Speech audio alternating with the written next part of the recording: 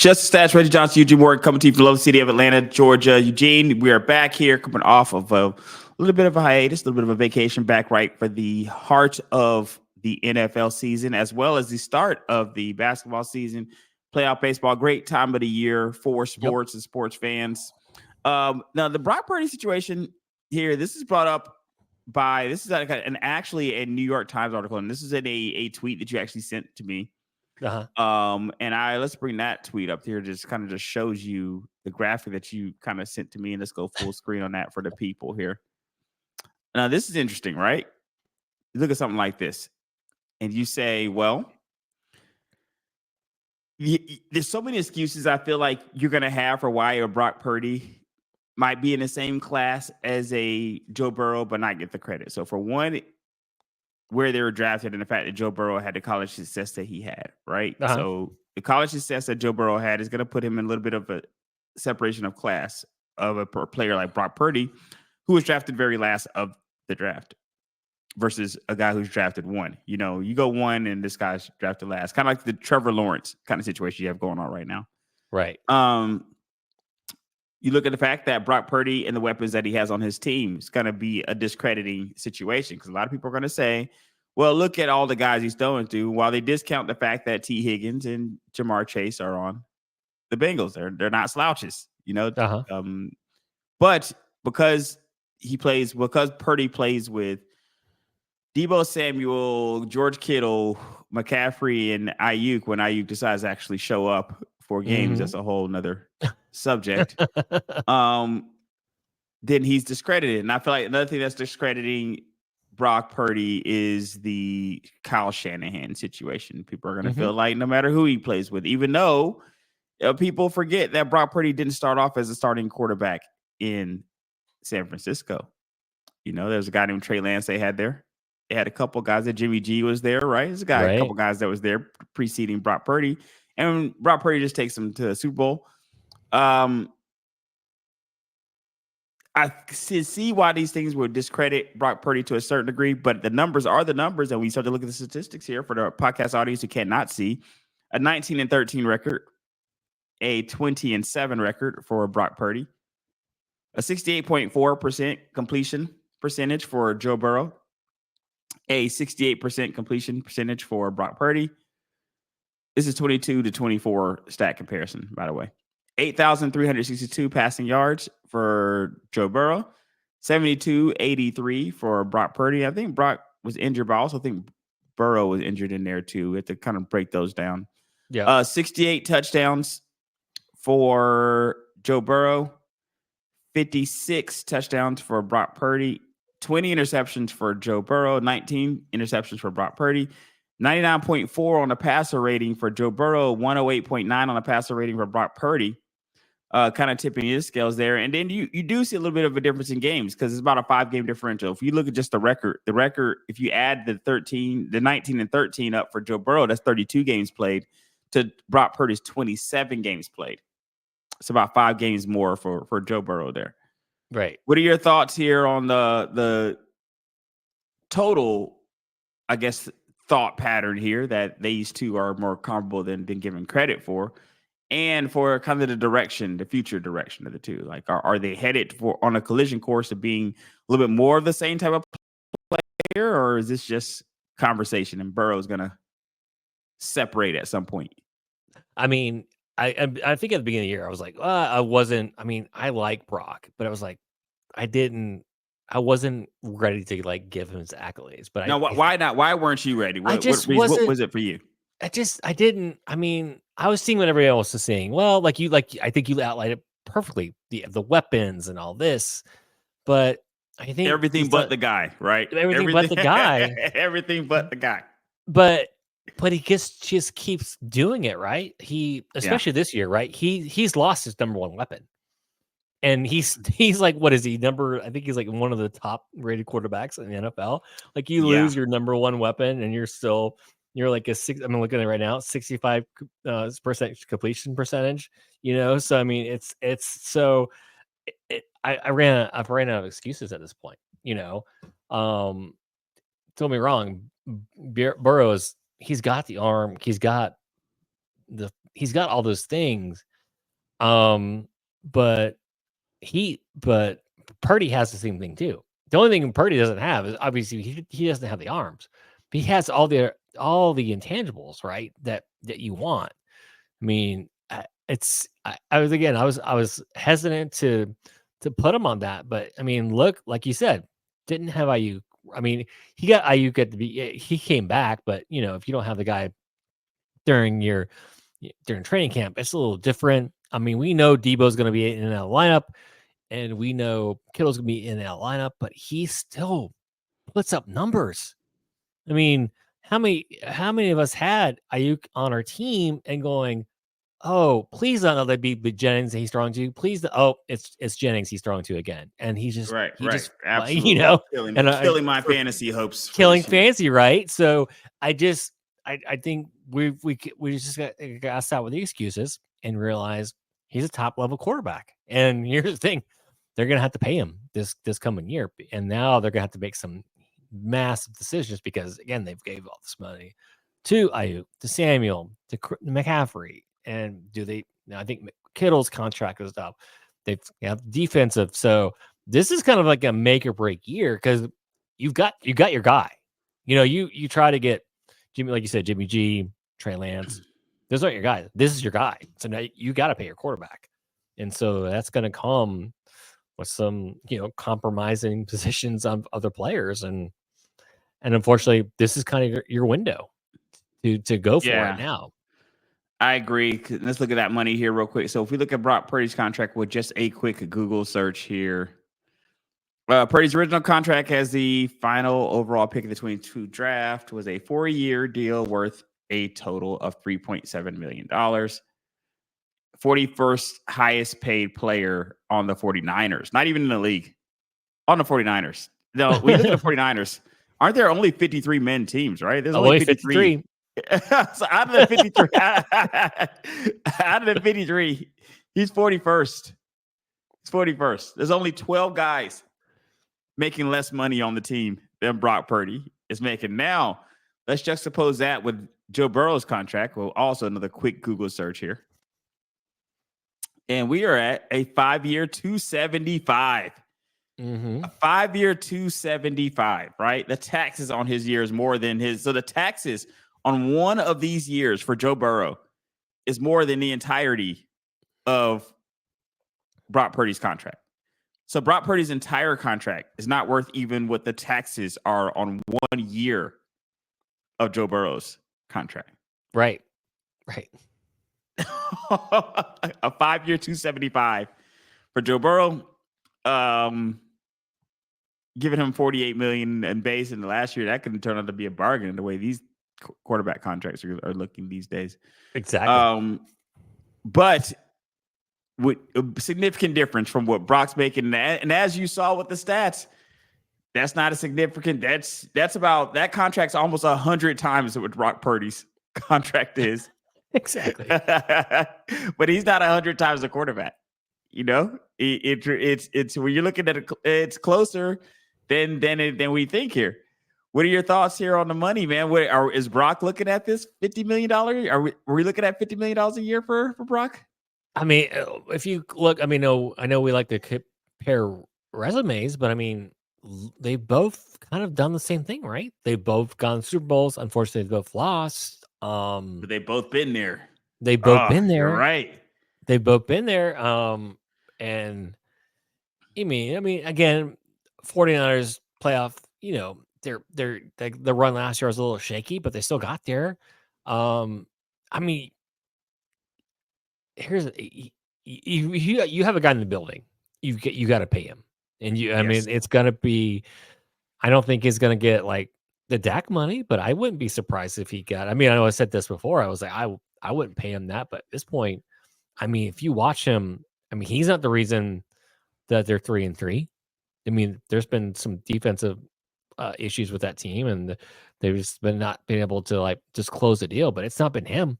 Purdy's been amazing. He's been one of the, I mean, I think he's one of the top MVP candidates. I think if you check any betting pool right now, he's one of the top. So if he gets, let's just say he gets top 3 and top 10, or let's say he'll probably get say top 5 MVP. He's gonna get paid. So at this point, and why would you not? He's gonna get paid. Yeah. Yes. And when you look at where he is, like he's statistically he's better than Dak is this year.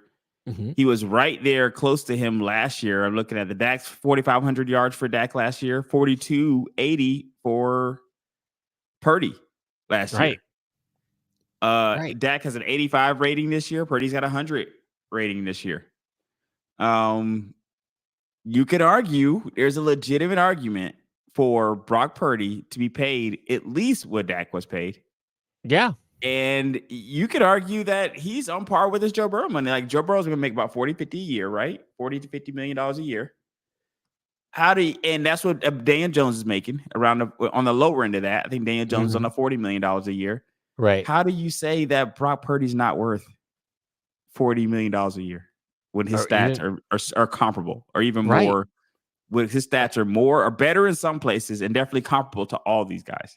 Right. And you brought up a great point. Like last year, he had that McCaffrey crutch, right? So he probably lost some yards throwing because he kind of had more. It was more, again, Shanahan's we always know he's going to be a running team. Right. Shanahan's going to run the ball for sure. Run the ball. So, but this year, I mean, they haven't, not saying they haven't relied on the running, but he's kind of stepped up into more of that passing, more of that leadership role. And it's like, you can see he's making that stride and changing. So yeah, I mean, he's got to be in that $50 million range at least, in my opinion. Man, 40 to 50 for your guy Brock Purdy here. It would be nice to see it. Well deserved here, in my opinion. Now let's talk about something else here, man.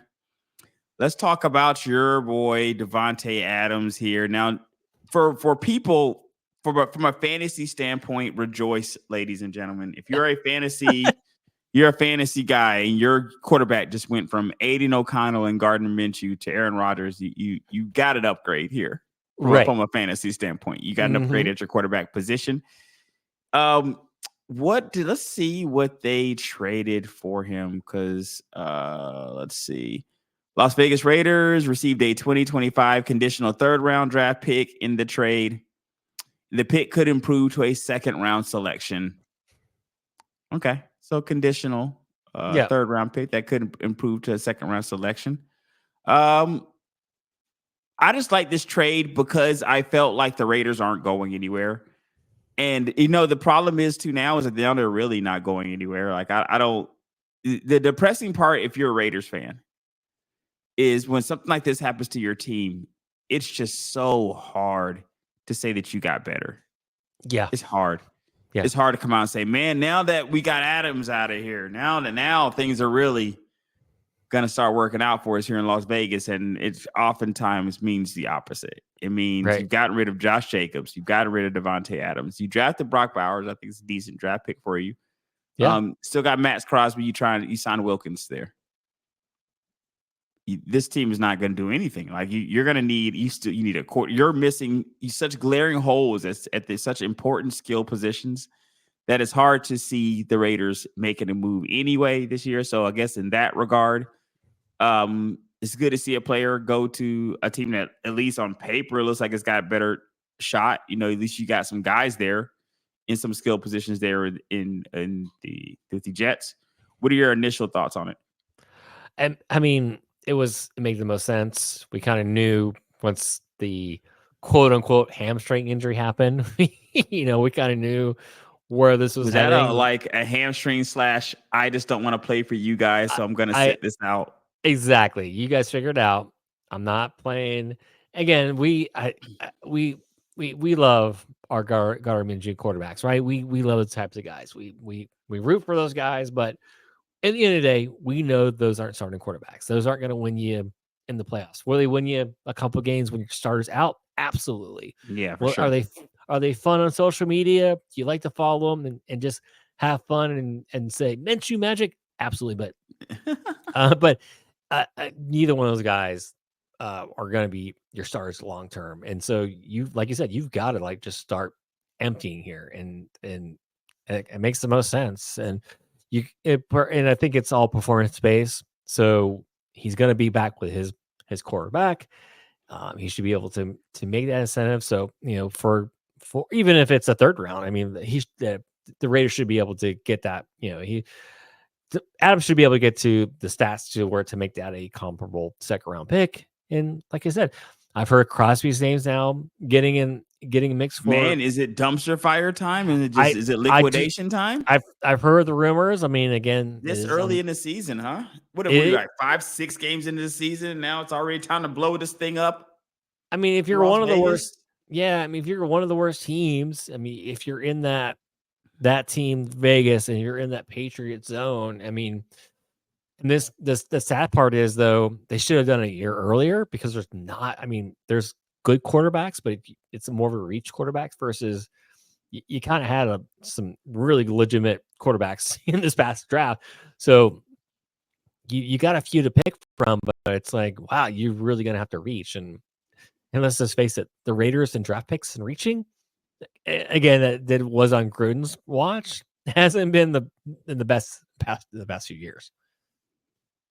Yeah, agreed. And it's interesting because they had at one point Khalil Mack there. They had guys that were on that team that are just not there now. And I would have just liked the team so much better. Like let's think about all the guys they lost. All right, they still had Josh Jacobs. They still had Khalil Mack. If they still had they kept Max Crosby.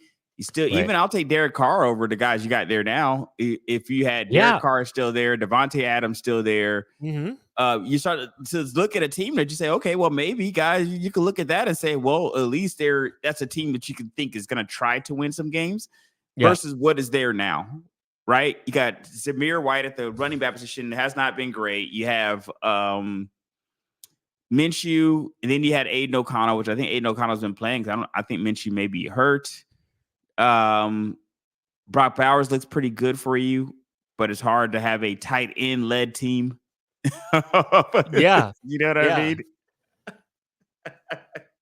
Listen, so I love Brock.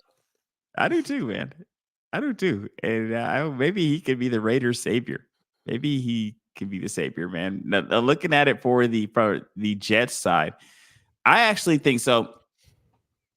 If you are this is for all our fantasy people out there, if you're a fantasy guy and you have Garrett Wilson on your team and you're thinking, oh, what does this mean for me? I've always liked teams with great receivers to have at least one other good receiver on the team, because if you only got one guy, teams can just key on that one guy and just try to take that guy away. If you got two guys to look out for, it's kind of like your teams with your Justin Jefferson and your Jordan Addison, right? Like if you try to take Jefferson's going to command some attention. So that means Addison and other guys of his ilk are going to get looks. And I feel the same way here. I think that Garrett Wilson's every bit as good a receiver as Devante Adams is at this point in his career, in my opinion.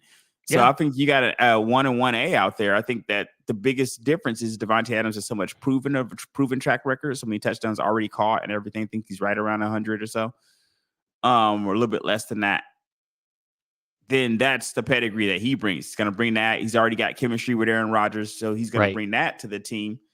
Do you think that that's going to help Garrett Wilson, hurt Garrett Wilson? What do you think this means for the Jets side of things? I think it's good because I think Devante is not the Devante we've known for the last few years, right? The numbers have been decreasing. Now, you can, like you said, you brought up a great point. He hasn't had the best quarterbacks throwing to him, so maybe that's part of why the numbers have gone down.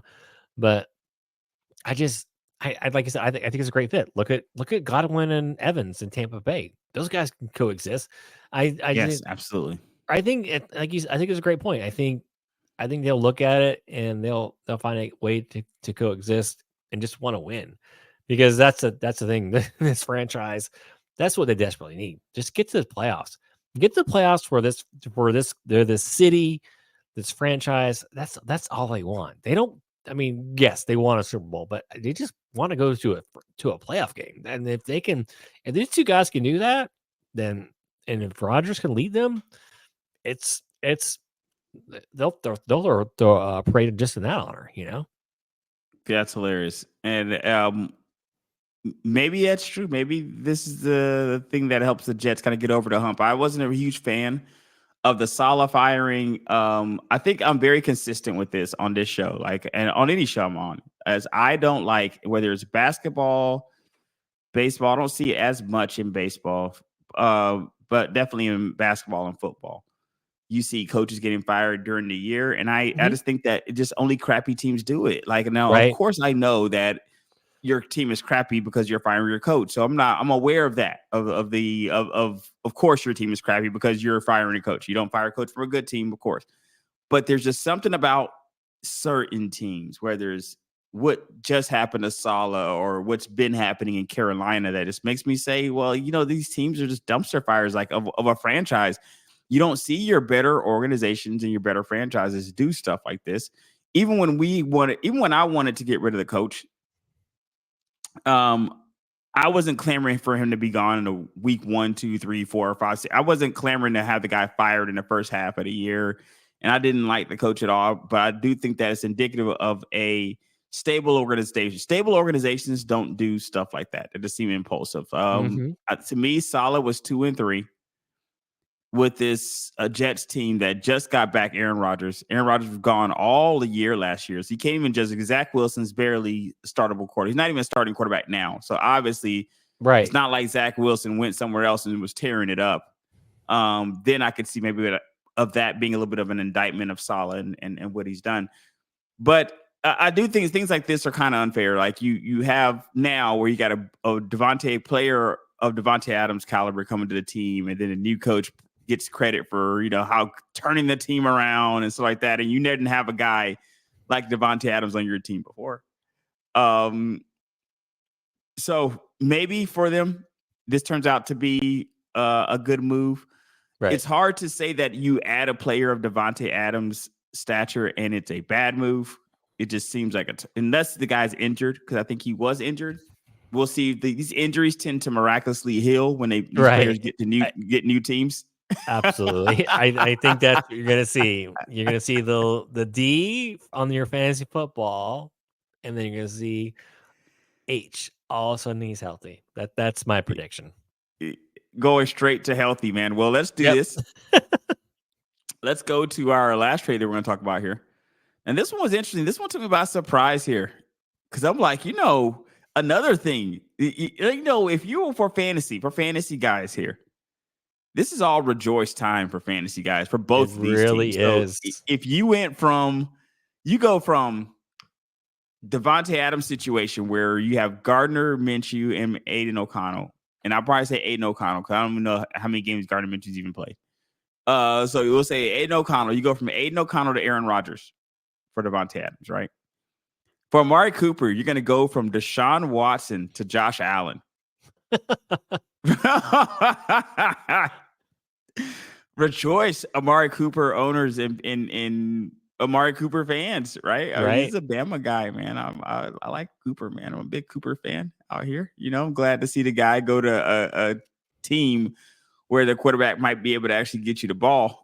What are your thoughts here? Was this surprising for you? What were your thoughts here when this came through?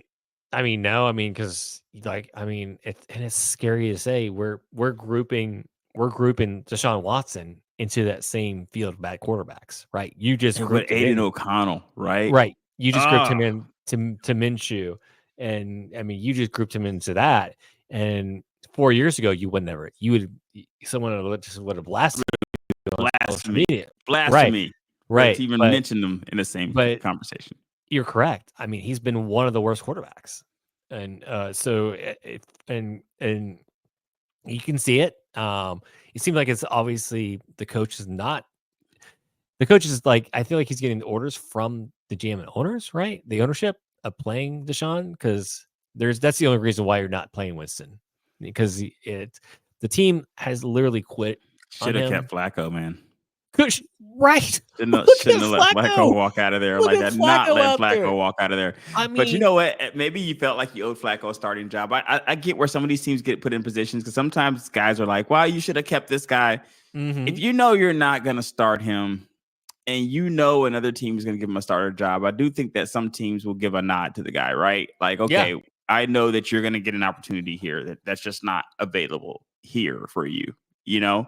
So we got to let you walk there. Let's see what they got for him, Eugene. They got, all right. It wasn't a lot. It is a 3rd round 2025 pick. Okay. And a 7th round 2026 pick. Which looks like it might be a pick. It's like a pick swap for 2025 because the 6th round, Cleveland's 6th round pick is going to the Buffalo Bills as well as Amari Cooper. And the Browns are receiving the Buffalo's 3rd round pick in 2025 and their 7th round pick in 2026. I mean, not much, right? I mean, no, but we'll see what that 3rd rounder turns into, I guess. Yeah, you can. I mean, like I said, if you're Cleveland at this point, you're kind of just. I don't know what you're playing for at this point. You put one game, and it's like you don't have you traded all your trade assets when you got for Deshaun. So so it's gonna be grim there for the next couple of years when they realize at some point. I mean, if you dump them, you're paying all this money for them. But if you keep them, then you're just going to be not a winning franchise. So Cleveland is in a tough spot. I feel sorry for them. I feel sorry for the fans. You know what's interesting is that now what in Cleveland? Because if you're looking at the Cleveland side of this whole thing, very similar to what's going on in Las Vegas, right? With the massive glaring difference being a quarterback's making over $200 million. Right. Which is a glaring difference. In that case, I'd rather be Las Vegas. At least I got an exciting upcoming player in Brock Bowers. I don't owe my quarterback $200 million. So I have flexibility, moves I can make in Las Vegas. If you're Cleveland Browns, you have a Nick Chubb who's coming back off of injury. You guys see what he looks like, right? You still got Myles Garrett out there. I like Myles Garrett. I like their defense. Defense pretty good. You have 0 bodies at your skill positions. And Njoku is in and out of the lineup. Deshaun is like a shell of himself. You just got rid of your best receiver. Yeah. You have nothing going on offense. No. You have nothing going on offense. Nothing. In a league, in a division, right? Because I think that they're in a division with my Steelers. They're in a division with the Bengals and the Ravens. Yeah. You know, even my Steelers put up 30 the other day. You're going to have to put up some points here. And it's hard to say, just like in this episode when we're talking about the Devante Adams, it's hard to lose a player like Amari Cooper and say that the team got better like that. Well, now that Cooper's out of there, you know, they're going places. Now, what do you think that this means for the Buffalo side of things? Now, when you go over there, they got Khalil Shakir and Keon Coleman. I'm not gonna say they're no guys. They don't have anybody, but they don't have anybody with a proven track record at all of a player like Amari Cooper. You know, I'm interested to see what this combination could look like. Maybe Cooper, I would have drafted him more in my fantasy drafts earlier. This was in the cards here, right? Yeah, right. Absolutely. Yeah. What do you think this means for the Buffalo team? I think that was like you said. I think that was the glaring thing they needed. They just needed a receiver. They needed a guy. I mean, Amari Cooper's great. I mean, he's a good receiver. I mean, he's not one of the best, but can he get to, like you said, a Josh Allen and be elevated? Like we've seen Josh Allen do that with guys, right? Go to, and Josh Allen if you're open, he's gonna hit you. Same thing with they're still winning. They're still winning with the guys they're with. Right. Exactly. So you add this piece to it, it just makes it more dangerous. So it's like adding this. If Kansas City did this, so you'd be like, oh, they added this guy. Of course, this is what Kansas City would do. Same with Buffalo. Like, oh, we have to give Josh Allen at least a guy. So, you know, and again, like you said, it's not like they're just bottom of the barrel, but I just think it just gives him another weapon. I mean, just when you could see they kind of needed that last night with our. Tuesday with with Cooks being out, they kind of just needed another guy on the receiver side, and again, they answered it. They got a guy that can just, hey, when Josh Allen is scrambling for that 3rd and 12, Cooper's going to be there for him. Yeah, it'd be amazing to watch. I think that the winning people or the winning side of both of these, in my opinion, is the NFL fans. If you're fans of the NFL, we're the winners of both of these trades because we get to see good players go to better situations. So where we get to see their talents on display better. It sucks in a lot of sports to watch a great player in a bad situation. And a great player that you can see their ceiling is just so capped by terrible quarterback play. I felt that way with Garrett Wilson and Zach Wilson last year. Like, we can't even see how good Garrett Wilson is when you're capped by this quarterback play. And you can kind of see that on certain teams. And so I think that we are ultimately here the big winners in this. We'll talk some more Falcons, I think, next week. We'll talk some Falcons, talk some basketball next week here as well as we kind of come into the season. Final words for you. Got any other words here on this? I mean, hey, I have to say it. Falcons, top of the division. I mean, we were calling it at the beginning of the year. We're happy and we're excited that where the season's going. Yes, it is beginning. We'll do a whole Kirk Cousins segment, man. We'll do that next week, man. We'll get it in there for, show them some love. For the Falcons and the fans, for sure. Absolutely. Just the stats. Check us out. Stitcher, iHeartRadio, Google Podcasts, Apple Podcasts, Spotify, wherever you find your podcasts. See you next time.